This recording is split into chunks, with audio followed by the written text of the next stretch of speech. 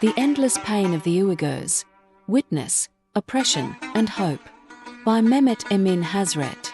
A nation, their hope crushed, their faith forbidden, their voice silenced, but their memory still alive. This is not only the story of the Uyghurs. This is a testimony to a destruction humanity chose to ignore. And now, that testimony speaks. Fear of the Police, Istanbul, 2016. The year was 2016. I was walking through the streets of Istanbul with a fellow Uyghur who had just arrived from East Turkestan. Mid-conversation, he suddenly darted into a side street and vanished. I stood there, stunned. Minutes later, he returned, his hands trembling, his face pale. "What happened?" I asked. His eyes were full of tears. "Didn't you see? 2 police officers were walking toward us." I said, "They're Turkish police. Why would that scare you?" His voice trembled. "I forgot I was in Turkey. All my life I've run from Chinese police. Police mean prison. Police mean night raids, torture, false charges, disappearance." He was a simple shopkeeper from Karakash. A father sentenced to 20 years.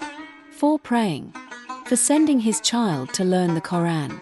For helping the widow of a man labeled a terrorist. My father's funeral, 1961. That moment reopened a wound buried deep inside me. It was 1961. I was in 4th grade. My mother was gone. My father was in prison. One day, neighbors brought him home on a donkey cart. Skin and bones. Unable to speak. A week later, he died. No one came to the funeral, because the killers of hope had sentenced everyone to silence. We walked to the cemetery, just 4 of us. My brother, my sister, her husband, and I. Women wept quietly. Men swallowed their tears. No one dared come close. Even grief was a crime. The end of Sayit Molla, 1968. The year was 1968. The Cultural Revolution. Books were burned. Mosques were turned into pigsties. The Quran was cursed in public. Sayit Molla, a village imam for 40 years, was made to feed pigs. One morning, he took his own life. A note was found in his pocket. Suicide is forbidden in Islam. But when God's house is defiled, and I am made to serve pigs, I can no longer face my people. May God forgive me, and may you, my congregation, forgive me too.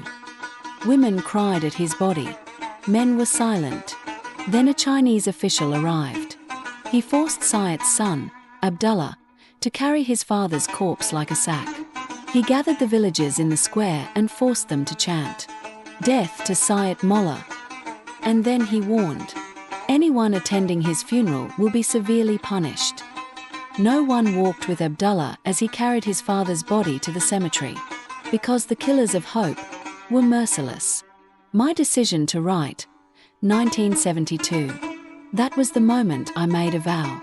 If I ever became a writer, I would write this pain. I would break this silence.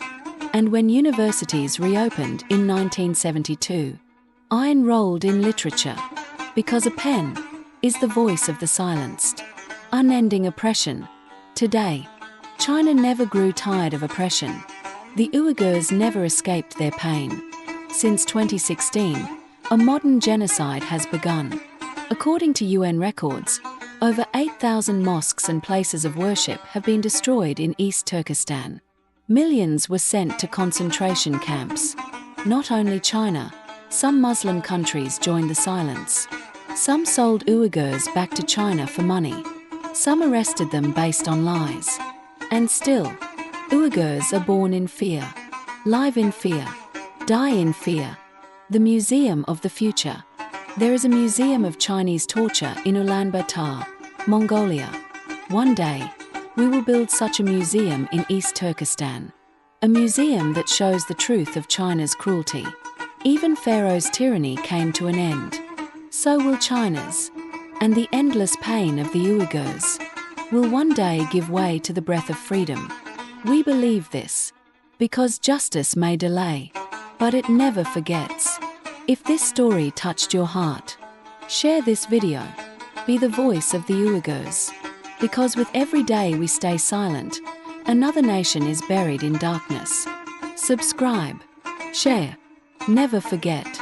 To write of pain is to resist.